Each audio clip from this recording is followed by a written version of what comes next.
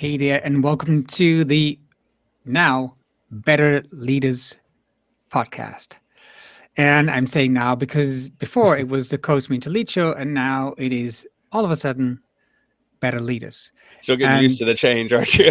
no, I'm just saying out loud because I think it's important because it's very fresh, this change, and it's hmm important to make sure that people understand why we changed. Oh, actually, right here I can I see was gonna that say I your crawl still says Coach Me. that's incorrect. So let's change that now. I didn't see that. I changed your name, but I didn't see this one. Anyway, I got it now. So correct it. And it is connected to also the way that we structured now the Coach Me organization. So it's called Better Humans. So Better hmm Humans is the organization now. We have still the app Coachdotme, and the podcast show is called then Better Leaders. We also have a LinkedIn group for better leaders to connect there. And we're going to talk with Scott Maderer today. Welcome, Scott. Thanks. I'm glad to be here. And why we're going to talk to you because I think, well, first of all, you know a lot about leadership, and I think what we do is, first of all, talk to coaches who work with leaders, and second of all, trying to talk to people who are leaders in their business, in their companies, so that we can learn from leaders to become better leaders. And stewardship, that's your topic. hmm So I have a feeling with stewardship. Um, what does it mean to you? Well, and actually, that's a question I ask a lot of people too. Is what does the word stewardship mean to you? Because kind of like leader or leadership, it means different things to different people.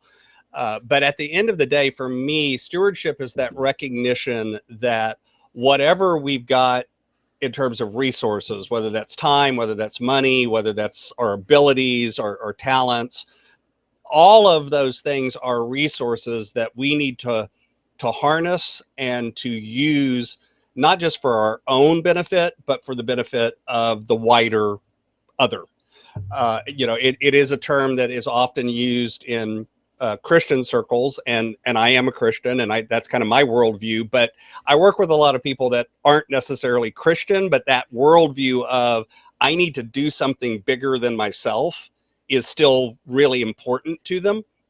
So I don't think it's strictly a Christian word, even though that kind of it has that flavor to it. My joke is I'm trying to reclaim stewardship from we're starting a building campaign. Please give us money, because that kind of is how the word is used a lot nowadays. It means give us money, when in reality it's a lot bigger than that. It's about how we live our life. Yeah, and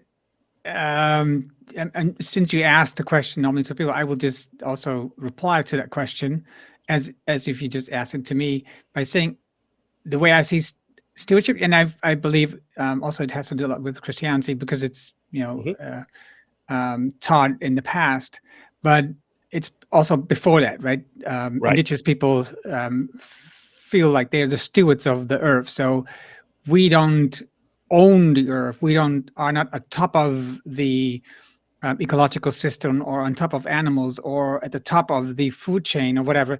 We are the stewards of the earth, so we Right. have we have a place here, but we have to take care of the place as if we're going to take it to the next generation and make it even a better place for them to live. And Exactly. right now, if you're looking at the world, looking at how we're treating it, it's not exactly going that direction right now. There's a lot of places where that doesn't happen.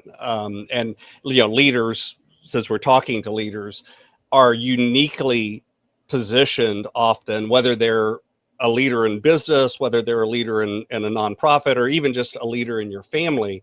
You're uniquely positioned to be the person that kind of creates that vision and puts that value out, that sometimes we're going to sacrifice the short term for the long term. It's okay to not necessarily make the most money this year, as an example, as a business, if what we're doing is creating a sustainable way of going forward. And I think a lot of times what ends up happening is, and again, this happens at all scales, whether it's at a even just in a family, kind of environment, we're so focused on the immediate and the now, and that immediate gratification, that immediate end result, that we don't step back and put it in that larger context of, why are we doing this? What's actually important to me? What values am I trying to put out in the world? How do I want to live in a way that when people look at me, they go, that's what Scott stands for. That sums up Scott. That's what he stands for, without me necessarily having to say it. It's not about the mission statement. It's not about the words you have written on the back wall. Oftentimes we have those words and then we don't do anything with them anyway. I mean, I was in the corporate world for a while, and you see that happen, where the reality is it's about what culture do we actually create? How do we live that out in the day-to-day moments and the decisions that we make, when that customer has a problem, or when someone in the family is dealing with something. What's the real decisions we make in those moments like that? What do you I have two things now. I was going to say, well, how do you advise these people to think more about long term? Let's first go this way. So what do you ask these leaders to think more about the long term? How do you get them on that path? So some of it is, and there's kind of different frames for this, whether you're talking to someone about their personal life, their personal finances, their personal productivity, that kind of, they're focused on self behavior, or if I'm working with a business owner, and I tend to work with a lot of small business owners, or what I would even call a micropreneur, solopreneur, or maybe a few people, 5 employees, that kind of thing, but not a $20 million a year, 200 employee kind of business. I've worked with those, but that's not my favorite. My old joke is, I did that when I worked in corporate, and now I'm, I'm kind of tired of that. It's like, I'd rather work with the guy that we can talk about it on a Monday, they make a decision on Tuesday, and we're implementing it on Wednesday. That doesn't happen when you get to scale usually. So I work with them a lot on finding what I call their why, or their purpose. You'll hear it called calling, again, different frames or different words that are used by people. But what it boils down to is taking a step back from the immediate problem and beginning to look for those emotional drivers. So we're really good, I think, at setting goals. And don't get me wrong, goals aren't bad. Goals are important. I help people set goals. I help people achieve goals. That's part of coaching. But the goal by itself usually doesn't have enough to be sticky and sustainable in the long term. Goals tend to be about the what and the how, where the why is kind of that bigger picture of what really is the value that's most important to you. What are the things that you don't want to sacrifice, or to, what are your non-negotiables? The thing that, when it comes to this point, because I like to remind people that we have a lot more power of choice than I think we believe we do. I hear it shows up in our language. A lot of times people will say something like, well, I had to do that. And it's like, wait a minute, you had to do that? I mean, there were no other options at all. That was the only option on the planet. Because think about it, even there are things that if I put a gun to your head, as horrible as that sounds, and said, look, do this or I'm going to pull the trigger, I bet you there's some things that I could say, do this or I'm going to pull the trigger, and you'd look at me and go, you're just going to have to pull the trigger. I'm not going to do it. That's a non-negotiable for me. That's so important to me and so core to who I am. I'm just not going to do it. And that proves that even in the most extreme situation, you've still got that power of choice. You've still got that ability to stop and go, wait, what other options do I have? We tend to make things A and B. I can do this or I can do that. And it's like, no, there's always more than A and B. There's C and D and E and F and G, and a lot of times all the way through to Z, that there's tons of choices, but we disempower ourselves by the language we use, by the way we think about it. And so helping people stop and asking those questions about, in your personal life, in your relationships, in your career, in your spiritual life, in your finances, in all of these different components of your life. How do you want to be showing up? What should that look like? What's the driver behind that? What are the things that are absolutely not worth sacrificing no matter what? And then let's actually put those down and write them down and put them on paper and look at them and put them in front of us. And then it helps you start making decisions and running those decisions through those values, because you say to yourself, wait a minute, I'm going to do X, Y, Z. Is it in alignment with this? Is it moving me in the direction that I said? And you can all, there's times that it evolves and it changes over time and you learn more and it develops more. Absolutely. Or something big changes in your life, like you get married or you have a kid. Guess what? That often makes you reset and refocus and go, little different decision making now. But whatever it is, there's still that core that you've got to always come back to and run those decisions through that to really make sure that you're moving in the direction that you want to go and that there's some sense of alignment. And in a way, it gets easier to make those decisions because you've done the hard work first of sitting down and kind of going, what do I stand for? What's the important things? What's the why that's driving me? What is the why that's driving Scott? So honestly, and stewardship is why I use that name in my business with Inspired Stewardship. I am driven by helping others find their passion in a lot of times. And that shows up in a lot of different ways. That shows up in volunteer work I do. That shows up in, my family environment. It shows up in the coaching. And honestly, if I go all the way back to the beginning, my mother will tell you that I've been a coach since I was like 8, only we didn't call it coaching then. It was something else. It was usually called something like you're a little irritating pain in the butt, but that's a whole nother conversation. But it's, I was always the guy that other people came to for advice. I was always the guy that tried to, find ways to help other people shine and succeed. And then when I became a school teacher, I did that. And I believe a lot in questioning and talking to people and learning how they communicate and what drives them, and then using that to help them achieve what's important to them. When I went into corporate world and became a senior leader, was running a team of like 180 people and doing all of that, still the same thing. I wanted to know my employees. I wanted to know what drove them. I wanted to know what was important to them so that we could make those things happen.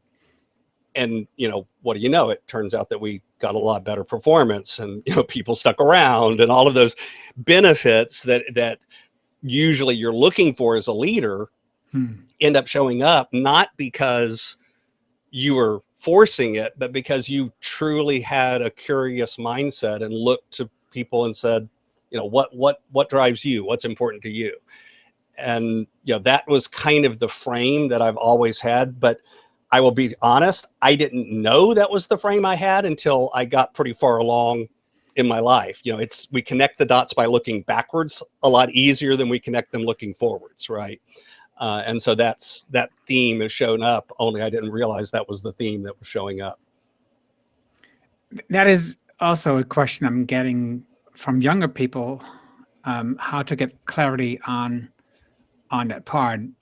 And when you're younger, there's some dots, but they're not so big as you just mentioned when you have more life experience. So how did you do that? Not how did you do that? How at some point did you decide to go, now I'm looking back and I see this thread and this is what I'm going to do? Because that's only like, was it 12 years ago that you started? Yeah, 2011 was when I started coaching kind of formally. Right. I was doing it informally before that, but yeah, 2011. So what, 12 years? Yeah. A lot of it is, I think we think of finding our purpose and finding our calling and these sorts of things. We think of them as a destination when we really shouldn't. We should think of them as a journey. And a journey of discovery. And yeah, I know that's kind of a cliche and sounds trite, but it really is true. You don't usually just get handed it, you uncover it. you discover it through activity and through action and through experimentation. Now, the important part is that you then examine that experimentation and look at the, figure out, wait, what did I learn from this? What new information came? Because a lot of times we do live our life just kind of, as an experiment. We try a lot of different things, but we never actually stop to think about, what did I learn from this thing? What did I love from it? What did I not like from it? Even the worst job, even the thing that you hated, there's still probably some things in there that you loved. And so I actually take people through an exercise that is kind of a combination of looking backwards and looking forward. And it works whether you're, 12 or 22 or, 82, is kind of looking at what you've done up to that point. Doesn't have to be a job, just anything. And kind of pulling out of it, what are things you loved about it? What are things you hated about it? What are the things that gave you energy? What are the things that made you feel drained? And then kind of turning around and looking forward.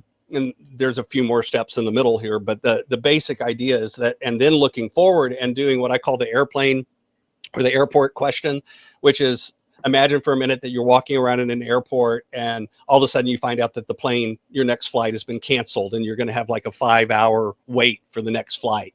And so you're looking around for some place to sit down and grab a bite to eat and grab a drink, and you run into a friend that you haven't seen for 5 years.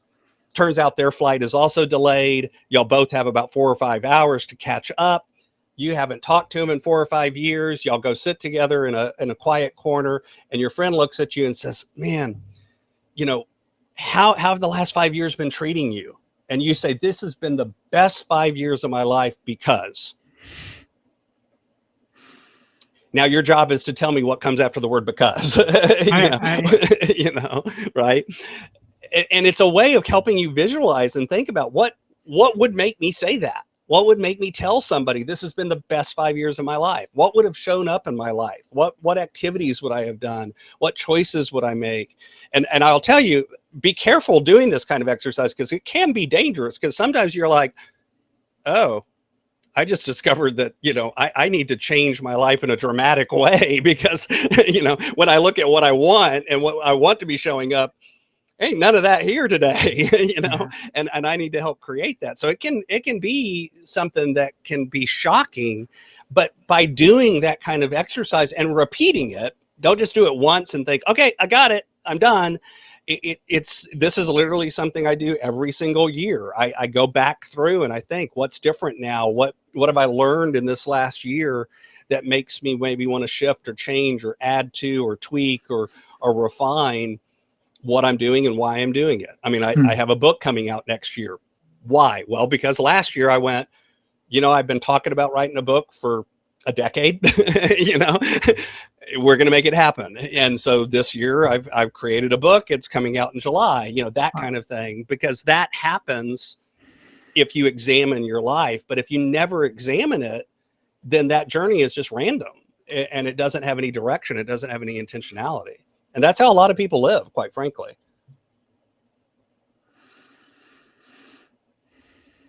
I love the airport question. I haven't heard that before, so it's a great thing. Thank you. It's one of the two questions that I like to ask people that it reframes the way you think about the future in a way. What would I tell my best friend that made this life awesome, or my spouse, or it needs to be somebody that you would be honest with, right? Yeah. The other one I love, and this is a good, powerful question to ask yourself too, is imagine for a minute that I invented this magic machine, and you can actually do this. And with the power of that machine, I was able to pluck you from the chair where you are today and transport you into the future, maybe 150, maybe 250 years. Mm-hmm. But through the power of this machine, you were able to look back and see your entire life and see all of the ripples, all of the connections, all of the impacts you've left behind. What impact do you hope you've left in the world? Yeah, I think it's a similar question. I don't remember how it's called, but obituary, I think it is, Right. right? It's my version of the obituary question, only it's a nicer version. Yeah. You don't have to Well, think about dying. I'm not sure. I think it is very healthy to think about dying, because I Sure. think in the Western world we're pretty scared. Well, at least in here where I live in the Netherlands, we're pretty scared of talking about dying and thinking about dying. I just had a conversation about it this earlier this week with a philosopher, and I think it's really healthy to think about your ending and incorporate more of that in your world Absolutely. every day, because well, it could be tomorrow, right? It could be today, Well, and it could if be in the next 30 seconds. it's it's what I'm saying. So if But you want to make sure, how do you live your life in a right. way that it it feels fulfilling, if you would have, if something happens to you and you die the next hour or so. Right. I One think. of the reasons I like the version that isn't the obituary question is Mhm. is because of what happens at funerals and with Mm, obituaries. And what mm, I mean by that is, um, I've been to a lot of funerals where what everyone shares about the person isn't actually that person's life, if that makes sense. We clean it up, we sanitize it, we talk about all the good stuff. And don't get me wrong, I think we should. I don't think that's bad. But for a lot of people, the context of the funeral and the obituary isn't really thinking about what do I want to have show up in my life. It's more, what do I want people to say about me, mm. if that makes sense. And so Yeah. by changing the frame, it helps you focus less on what do other people think and more on, in my opinion, and more on what do you actually want to stand for? Regardless of how other people see it, what do you want to stand for? And I think that's powerful. And again, I think there's value in both. I think we should be thinking about, well, how do other people see this, and how do I show up for other people, and what would they say about me? And would my wife say that she's heard me say I love you enough? And the answer is probably not, because I don't think there's ever enough. But does she know it? Does my son know that I love him?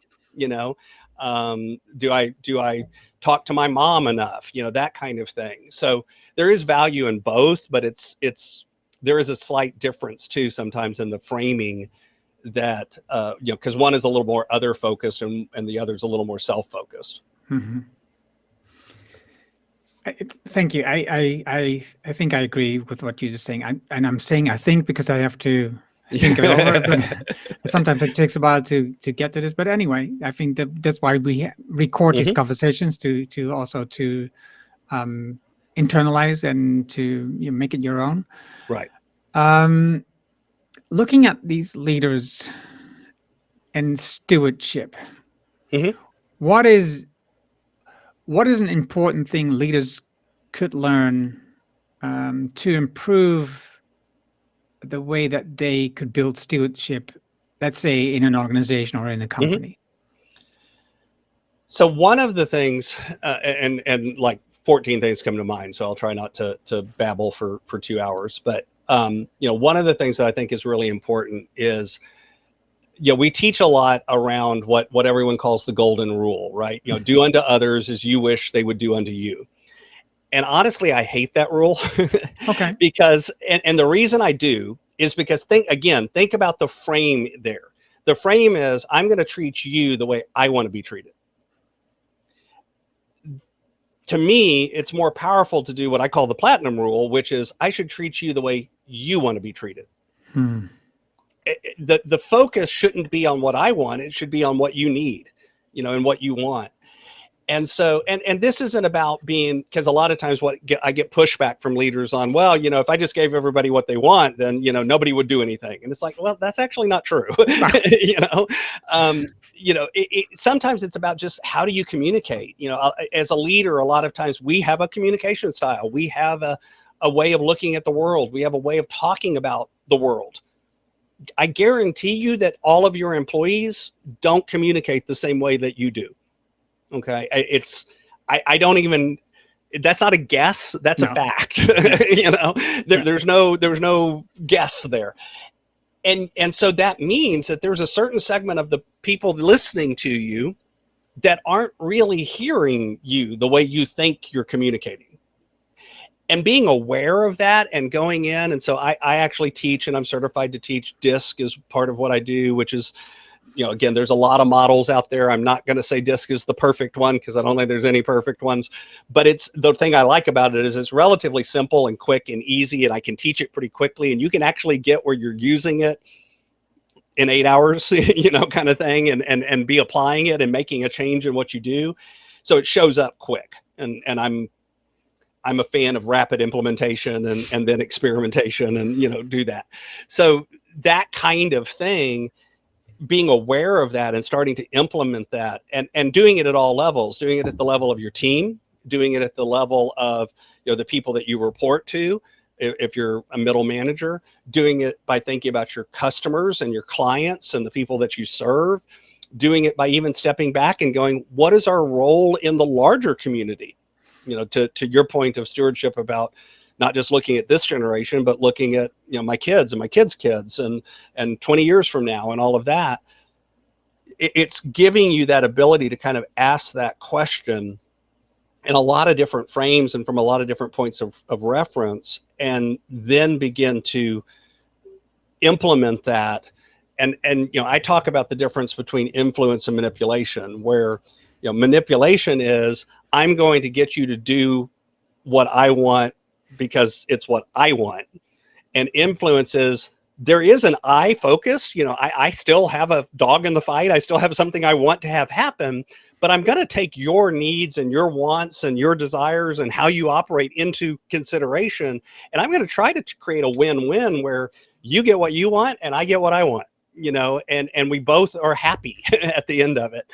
So it's not about being weak or changing things or just giving in or being lackadaisical. It's, in my opinion, it's a more powerful way of leading and stepping up and looking at, how do I actually help and create a situation where everybody wins, and whether I'm hiring someone, whether I'm firing someone, whether I'm, giving someone a review or a directive, whatever it is, how do I create that situation in a way that, we all walk away from it going, I got a win out of that. I feel successful out of that. And I can say, again, I've been there, done that, and it's not easy. And it takes a lot of time, and it takes a lot of energy, and it takes a lot of work, and it takes a lot of conversation. But when you do it, then you end up with a team of people that, if you say, let's charge hell, they're like, let's get the water guns, let's go, we'll take it on. They'll charge the hill with you because they believe in it, and they believe in you, and they believe in the organization. A lot of times we give lip service to it. We'll say things like, we're a family. And it's like, and the employees are looking around going, then we're a dysfunctional family. It's like, this is not the kind of family I want to live in. Sorry, thank you. I have a friend who, she's been off for 2 weeks because of some illness, and nobody from her workplace has called her. And it's because HR tells them they can't. Yeah. And I'm like, and yet one of their values is, we treat our employees like family. And it's like, well, no, you don't.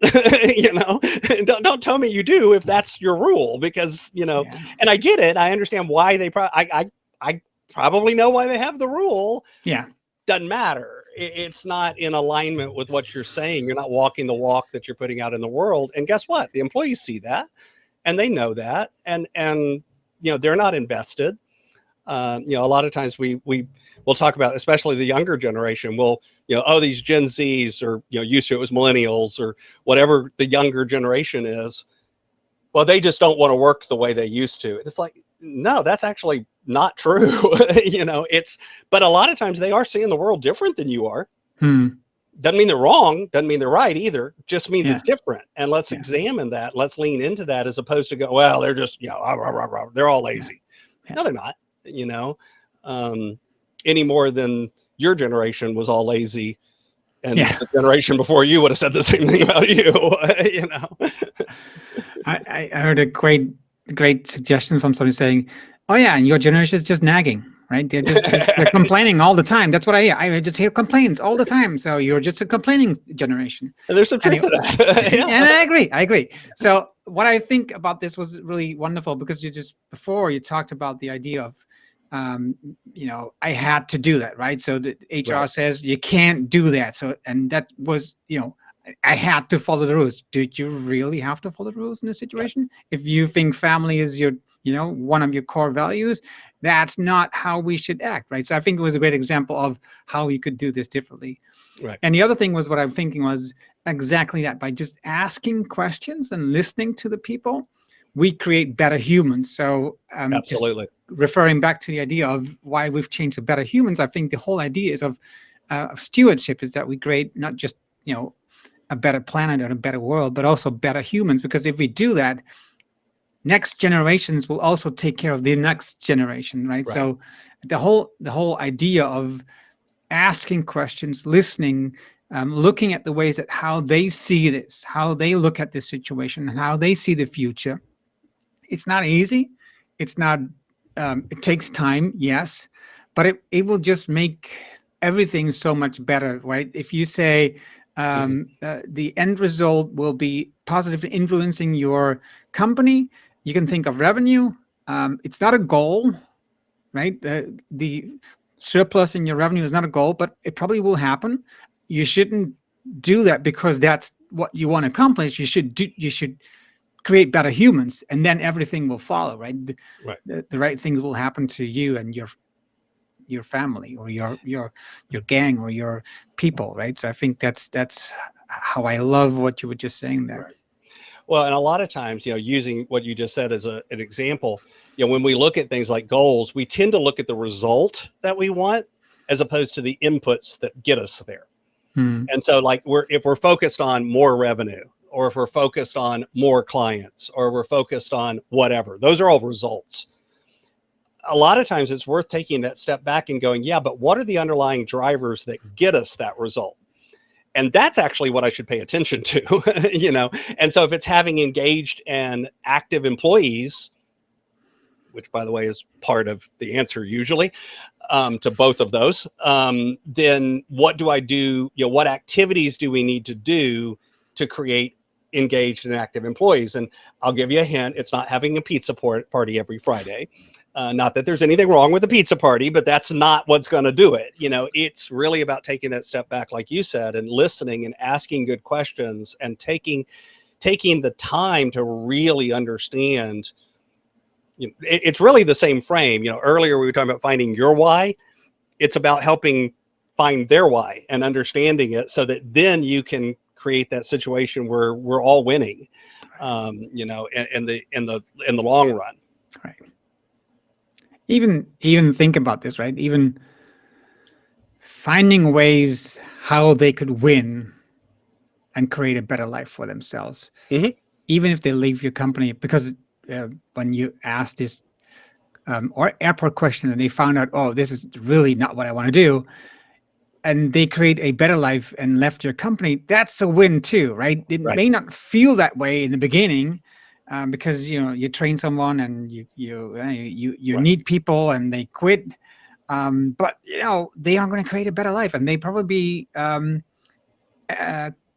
rooting for you and trying to help you find new people to join your company because they like what you've done with them and how they've grown in that time. So I think for me, it's the only way that you can do this. But anyway, it still opens up a seat too, that for somebody who does want to be there, and is aligned and engaged, because I guarantee you, if that person, sooner or later, they were going to discover this.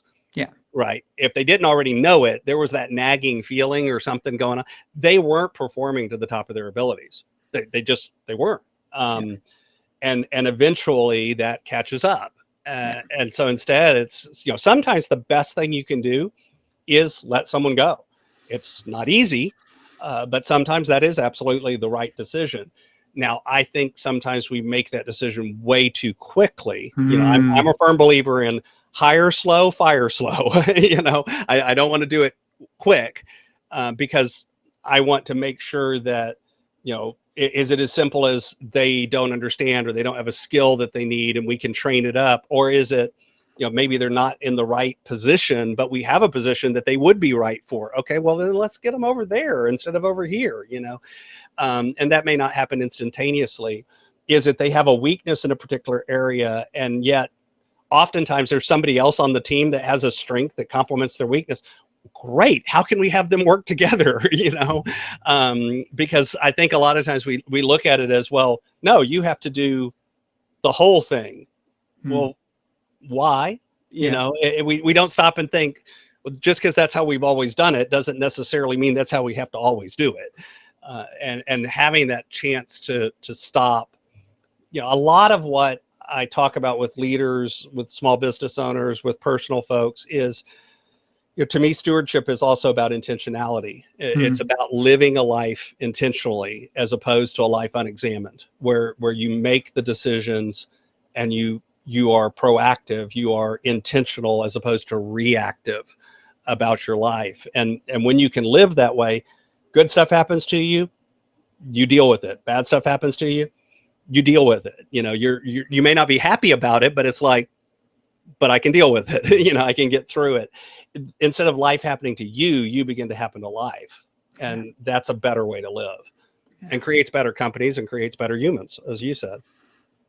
100% agree. So at the bottom here, you can see this is your website, inspiredstewardship.com. I also want to quickly go to, not quickly, I want to go to your profile on Coachdotme. I'm going to do this, go to the page here so I can scroll, because here you can see the packages, and you quite have a number of packages on here. You can see what you do, set priorities for your day, but also you go to manage finances and help them to work on those. So just from myself to understand, why don't you have one package or two packages? Why do you have so many packages? I'm just trying to learn. Sure. So again, it's sort of over time, I found that a lot of times people perceive the struggle as one of around time or money. I actually usually don't think that's actually the struggle, but that's what the symptom is. That's how it shows up in our life. And so there's a couple of different ways that folks find me on Coachdotme for time and money, and that's what shows up. A couple of the bigger packages, some of them are just habit coach, not just, but some of them are designed to be habit coaching, where they're more focused on kind of getting started or maintaining. Maybe you've already got a working system, but you just need some accountability. Or maybe you're at the place where you want those small steps to get started. And then the bigger packages are more for folks that want to go into a deeper dive, have a little bit more one-on-one time or call time. I do a lot of Zoom meetings. I work with folks in about 15 countries. So we do a lot of, I'm on a Zoom call and it's like, good morning when it's afternoon here, because, we're 13 hours different and those sorts of things, just like you do. And so those are kind of the more in-depth, more phone time. Both work. Both have benefits, but again, it's kind of, where are you at in terms of an entry point? And I'm trying to have an entry point for the folks that aren't ready for the whole big package. Maybe they can't afford it right now. Maybe they just want to test the water. And that's some of the things like the $25 a week packages. And then on the other side is kind of the bigger packages that are the more with Zoom calls and phone calls and that kind of thing. And I have folks do both. I don't think there's one right way for every person. It's just different things available for different folks. Right. I agree. So what I'm going to do now is, just for people to make it easier, even when you watch the video, I'm going to show the QR code. So when you scan the code with your phone, you directly go to your Coachdotme profile on Coachdotme. So it's easier to look at these packages and see if you want one of these packages, if you want to start, do a trial with you. And I think it's really easy to start this way, to look into how you could use, well, either like something on how I can spend my time better, or how I can learn my why, but also how I can arrange my finances better. So that's your main topics. There was one other thing that I found was interesting, and I liked it, so I'm bringing it up. So at your podcast artwork, I'm looking for the word. It says invest, influence, impact. what does it mean, that trio for you? So that's kind of one of the frames that I use a lot with folks. So the invest is first, I think before we do anything, we have to invest in ourselves. We have to fill our own cup. We have to make sure, again, that's getting back to the why part, that's finding out what drives us. The second step to me is investing in others. So this is, okay, now I've done that for me. How can I help other people? How can I help them succeed? How can I create a win for them? And if you do those things, then you begin to develop influence. And we all influence people, whether we know it or not. I think a lot of times we're like, oh, I don't influence anybody. Yeah, you do. I guarantee you somebody is watching you, and you're influencing them, even though you may not believe it. And then through that influence, we make an impact. And so when I talk about impacting the world or impact, realize that isn't a scale thing. In other words, this isn't about you've created a life-changing moment and had 1 million people. I don't care if it's one person.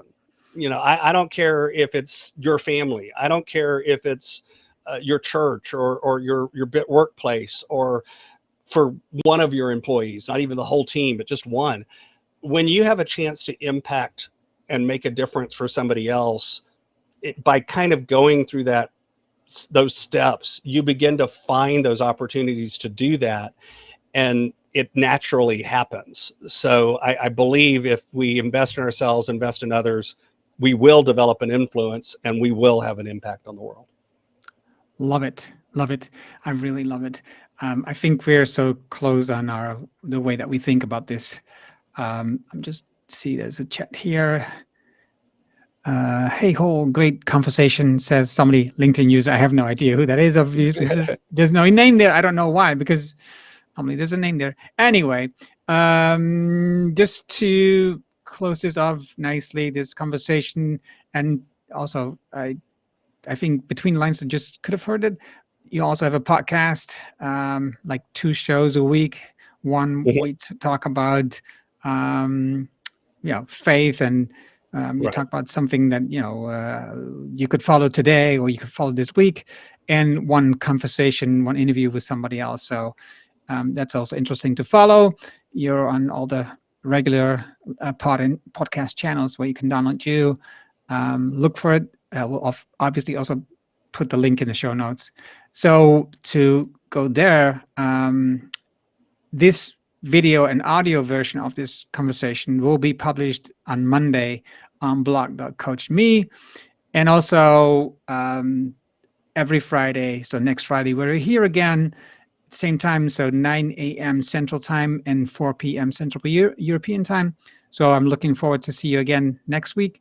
Thank you, Scott Maderer, and taking us through this journey and looking at how stewardship can be used by leaders. Thank you. Absolutely. Absolutely. Thanks for having me.